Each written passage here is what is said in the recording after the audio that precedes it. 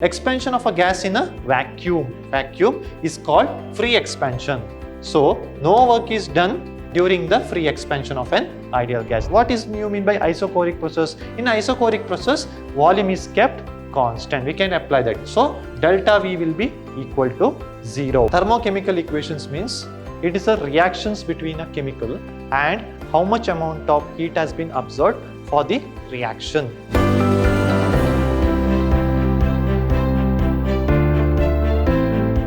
Hello everyone, I am Vidhyaashram, Department of Chemistry, Vidhyaashram Pre-University College, Temple of Excellence, Mysuru.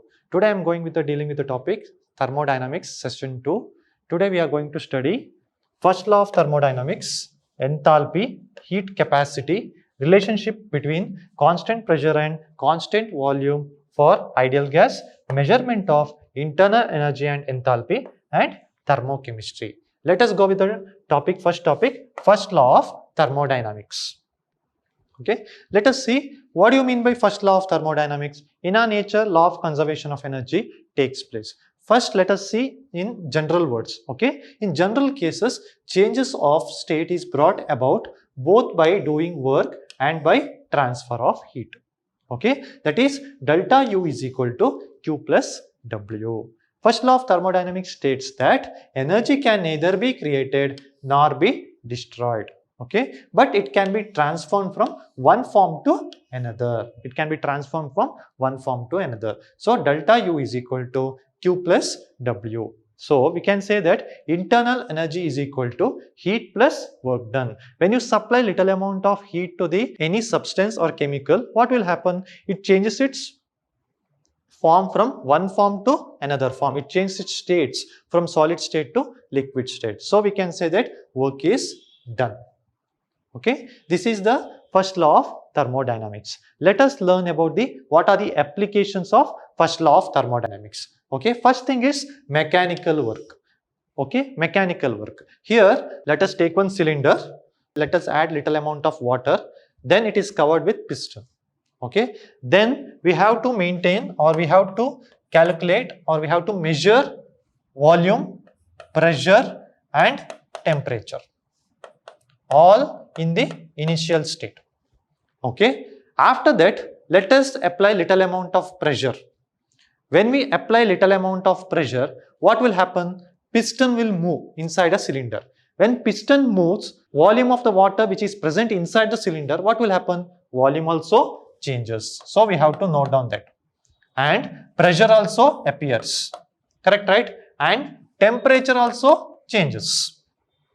Did you understand? These are the three changes we observe when we apply mechanical work towards a substance. Okay, so it can be calculated that here if external pressure is Px, external pressure is more than inside pressure or initial state. If external pressure is more than initial state of the pressure, then it will move inwards. Then pressure inside becomes equal to P external. Okay, then when pressure is applied, what will happen? Volume also changes. Let this change be achieved in a single step and the final volume be Vf. Here volume be Vf because after applying a pressure, then volume also changes. So that is denoted by Vf. Okay, then volume changes. Volume changes is equal to L into A. That is given by delta V. Delta V is volume inside, this is the volume in the final state and this is the volume in the initial state. Then we will come to know that change in the volume. Okay. Next one, force inside a piston is equal to P pressure into area we have to calculate.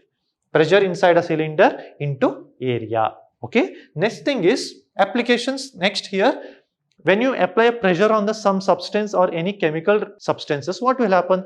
100% there will be change in the appearance. Correct, right? There will change from solid form to liquid form. Then we can say that work is done on the system. So W is equal to force into distance. So pressure into area into length we have to calculate. So length into area, we can say that minus delta V means volume, change in the volume. If area changes as length of the substance which is present inside a cylinder changes means what we have to say, then we can say that it is volume has been changed. So minus pressure into delta V. Okay, delta V can be represented by Vf minus Vt, means volume in the final state minus volume in the initial state. Okay, next thing is note. Okay, then we can say that we here negative sign. What does it negative sign represents? Here work is done on the system. Work is done on the system. So we have to say that negative sign will come. If work is done by the system, there will be no negative sign. So here negative sign represents work is done on the system. Okay. Next one is free expansion. Let us apply a first law of thermodynamics for the substance when it is free substance and free expansion. Why? Because in last application we did mechanical work on the system. Now it is free expansion. Okay, that is expansion of a gas in a vacuum. Vacuum is called free expansion. So no work is done during the free expansion of an ideal gas. There is no work is done during the free expansion of an ideal gas. So whether the process is reversible or irreversible, it may be reversible or irreversible process. Okay, now we can apply it for first law of thermodynamics. We know that delta U is equal to Q plus W, means internal energy is equal to the heat absorbed plus work done. Okay, then number of ways depends upon the type we have to say. Okay, here when work done is equal to pressure into volume. Okay, we know that work done is equal to pressure into volume. We can substitute in the this equation, right? We can substitute the value of W in first equation. Okay, then you will get delta U internal energy is equal to Q minus pressure into volume. Okay, next thing is for isochoric process. What is you mean by isochoric process? In isochoric process, volume is kept constant. We can apply that. So delta V will be equal to 0. Volume will be 0. Then delta U is equal to QV. Okay, means internal energy is equal to the heat absorbed. Okay, next one is isothermal process. In isothermal process, work done is 0, pressure is also 0, heat absorbed is also 0. So internal energy will be always 0. Okay, next thing is for adiabatic process. What do you mean by adiabatic process? In adiabatic process, heat is absorbed by the surrounding or substance heat is absorbed by the surrounding or system. Okay, heat is absorbed by the system or the surrounding. So heat will be equal to 0. So internal energy is equal to the work done, we can say. Okay, next thing is for isothermal process, for irreversible process. Irreversible process means water gets converted into vapor form. That is a irreversible process, for example. Okay, here Q is equal to minus W. Then your internal energy will be always 0 in irreversible process. Okay, so Q is equal to minus W. We know that is equal to pressure into volume. We know that W is equal to pressure into volume. Here change in volume I have been represented. Okay, for next isothermal process for reversible process. For if you take for reversible process, internal energy also will be 0 here. So Q is equal to minus W. So we can substitute W is equal to nRT ln Vf by Vi, means V2 by V1 or volume at final state divided by volume at initial state. But if you apply for pressure, so it will, you can say that here negative sign represents, because here we are calculating like this, because here we are calculating P1 by P2, pressure at initial state divided by pressure at the final state. So here we have taken negative sign. But here why we didn't get negative sign? Because here we have substituted the volume at final state divided by volume at initial state. Okay, next thing is enthalpy. What do you mean by enthalpy? Enthalpy is the sum of internal energy and product of pressure and volume. So we can calculate the change in enthalpy by delta H is equal to delta U plus PdV. Okay, next we know that ideal gas equation PV is equal to nRT. We can change the change in ideal gas. We can calculate like this: P delta V is equal to delta nRT. So we can substitute this value in P delta V value in here. Change in enthalpy we can substitute. Here we can substitute value of P delta V in equation star. Then you will get delta H is equal to delta U plus nRT. Okay, here what do you mean by delta N here? Here number of moles of gaseous products minus number of moles of gaseous reactants. Okay, next thing, let us calculate note. If they ask in your exams, this is very important actually. In your exams for NEET and all, they will ask. Okay, here for solids and liquids, pressure and volume is always negligible. Hence, internal energy is equal to the enthalpy. Internal energy is equal to the enthalpy. But in chemical reaction, change in enthalpy is given by delta H is equal to enthalpy of products minus enthalpy of the reactants. Enthalpy of the products minus enthalpy of the reactants. But for the at constant pressure, the enthalpy is equal to the heat absorbed.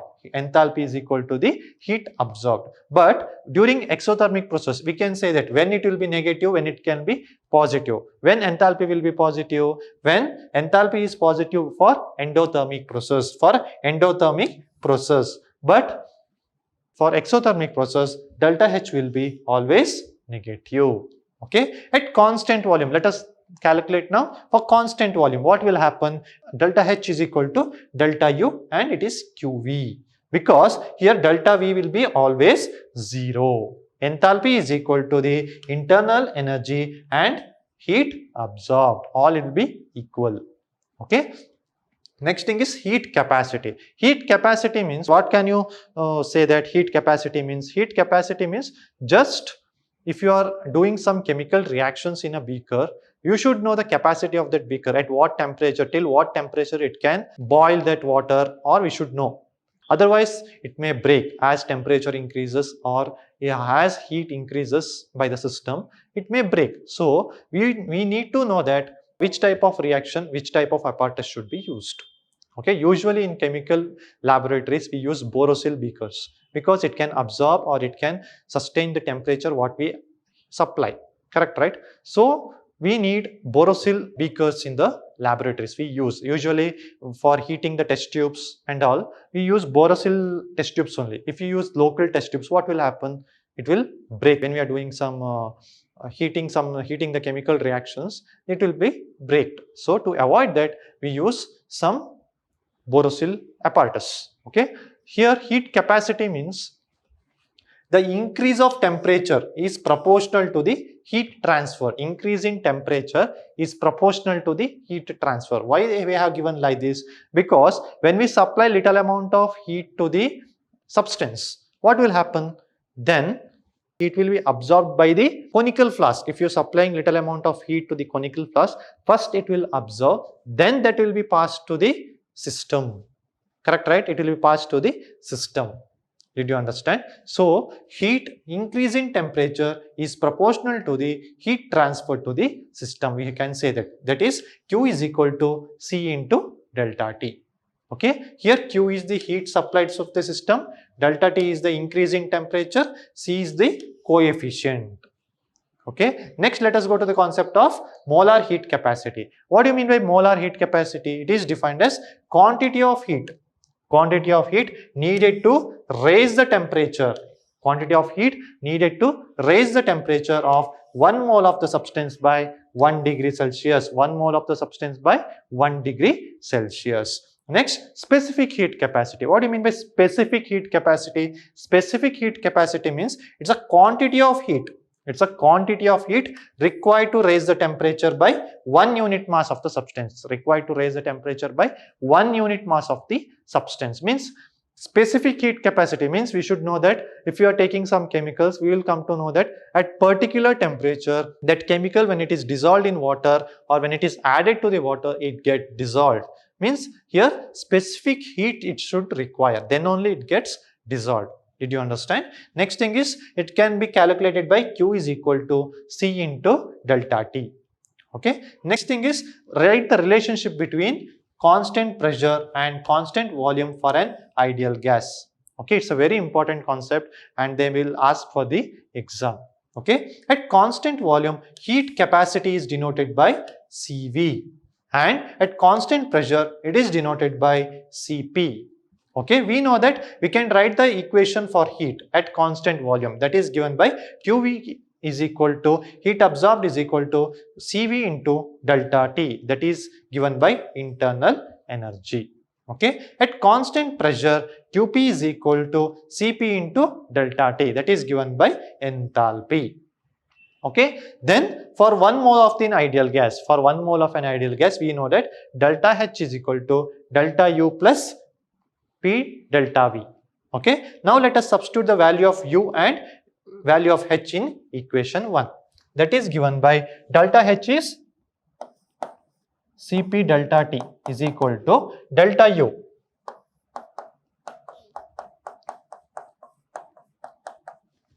P delta V. Okay, next what can we do? Cp delta T is equal to Cv delta T plus P delta V. What do you mean by P delta V? That is PV is equal to nRT.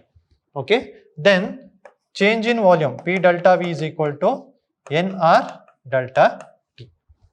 Okay, here we can substitute, we can eliminate N also, R delta T also we can substitute. Okay, here Cp delta T is equal to Cv delta T plus R delta T. So let us take delta T common. Okay, delta T common, Cp delta T is equal to delta T we have taken common, so which will be remaining Cv plus R. Okay, this cancels, so Cp is equal to Cv plus R. Okay, then let us bring Cv this side, so Cp minus Cv is equal to R. This is the relationship between constant pressure and constant volume of an ideal gas. Okay, next thing is measurable of internal energy and enthalpy. Measurable of internal energy and enthalpy. Here, internal energy and enthalpy can be calculated by using a calorimeter. Okay, here that is an apparatus. Okay, it is used for the measuring the heat of the chemical reaction or physical changes as well as the heat capacity. It is a device used for measuring the heat of the chemical reaction or physical changes as well as heat capacity. Okay, next thing is here calorimeter is immersed on the liquid. First, to measure the heat capacity, heat of the chemical reaction, first what we have to do, we have to immerse a calorimeter in a known liquid. For known liquid, you have to immerse the calorimeter with known heat capacity. Known heat capacity of the liquid. We should know the heat capacity of the liquid. Okay, so that heat capacity of the calorimeter is possible to determine the heat evolved in this process. We should know what is the heat capacity of that liquid. Then only we have to immerse the calorimeter. Did you understand? So we will come to know that heat capacity of the calorimeter is possible to determine the heat evolved in this process. Okay, now let us calculate the heat involved, how it is heat changes takes place during constant volume and constant pressure. Let us calculate now internal energy as well as enthalpy during constant volume by using calorimeter. First we have to take one beaker which has got little amount of liquid. Okay, for that we have to immerse a calorimeter which contains steel bomb. Okay, then it is sealed. Okay, after that we have to pass a little amount of heat. When you pass a little amount of heat, steel bombs gets heated up. After it gets heated up, that will transfer the heat to the liquid. Okay, then we can calculate the internal energy as well as the enthalpy. Here system is not absorbed by the surrounding because it is sealed. It is not absorbed or it cannot give to the surrounding because it is sealed. Did you understand? So Q is equal to C into M into delta T. Okay, next thing is during constant pressure. Now constant pressure. Now let us take one beaker which is a small beaker. Okay, then it is immersed with, it should contain one reaction mixture. Then one thermometer has been dipped. Thermometer we have dipped to the solution and stirrer we have kept. Okay, then it is covered by using some cover. Okay, after that we have to calculate whether temperature has been changed or not. Here 100% there will be change in a temperature because we have taken the reaction mixture by using a beaker. There it has been sealed. Here it is covered with a lid. Did you understand? Then here how much amount of heat is there? We have to calculate here, correct, right? So we have to take a water, hot water, and it is poured to the beaker. Then it is covered with a cover and thermometer is dipped to it and stirrer is kept. Okay, stir the solution. What will happen? Their temperature also changes.